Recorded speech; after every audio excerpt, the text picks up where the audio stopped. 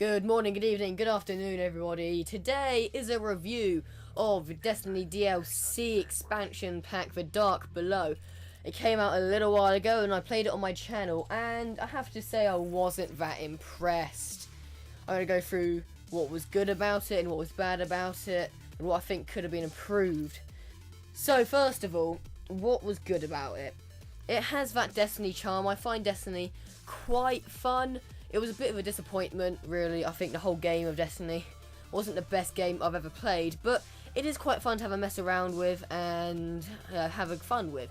So, in that aspect, it is quite fun, and there were new opportunities to kill bigger and tougher bosses, which again added a bit of a challenging and fun aspect to it.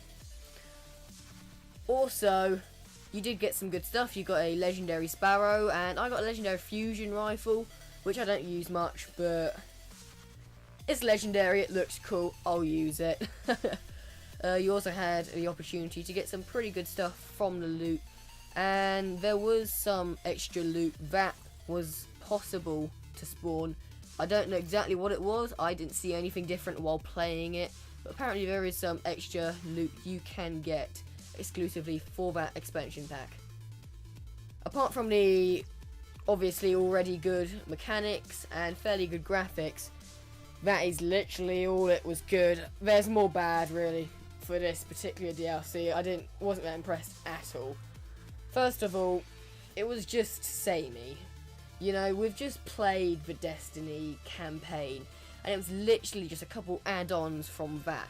It was go kill a load of easy guys, then go kill a little bit of a harder guy, move on to the next easy guys and a little bit of a harder guy, move on to the next, and then right at the end, because you know it's been a bit boring so far, we're gonna throw in a massive impossible boss, which was just ridiculous.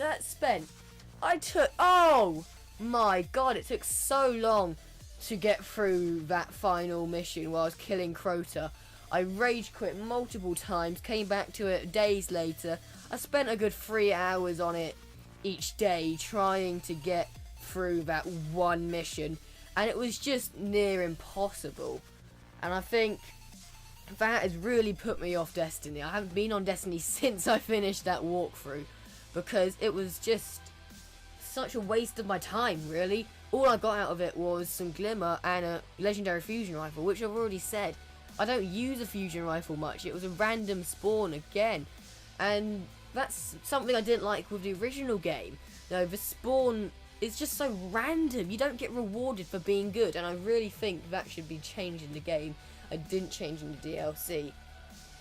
Also, the environments weren't different at all. We went back to the moon. There was different areas of the moon for us to explore, but they all looked the same. It was the same enemies for most part. The only different enemy I think was Crota. It wasn't anything different. It was literally just an expansion onto the original game.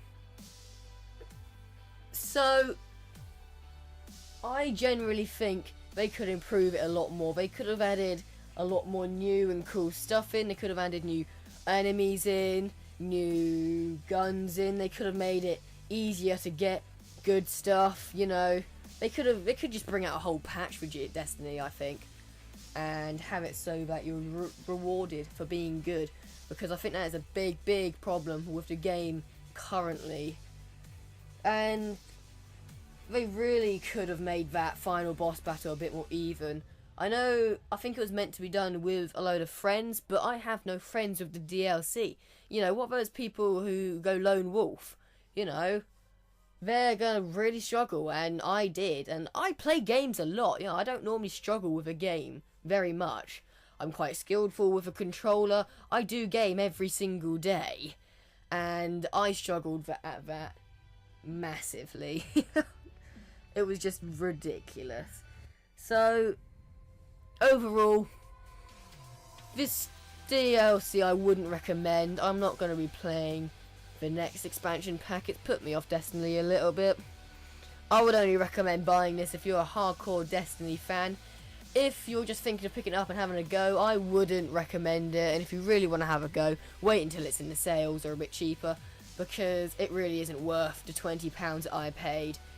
The multiplayer is basically the same. In the Vault of Glass, you have to be level 26, I think, to even do. And I'm level 25 at the moment, so I can't even access a part of the DLC that I purchased with my money until I'm level 26. And I can't get to level 26 until the bloody loot gives me some good armor with light. But because the loot's so messed up, I always get crappy armor with no light level at all, and I don't advance on my level.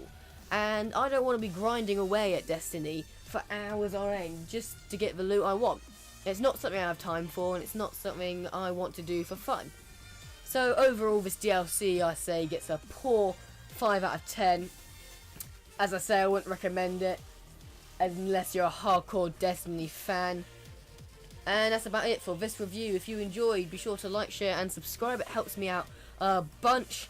And put down your opinions in the comment section below. I'd love to hear your opinions on the game, if you've played it or whether you'll play it after this review. You might still really want to play it after this, you know. There are plenty of good reviews out there. Personally, though, wasn't a good experience for me. And until next time, I shall say bye-bye.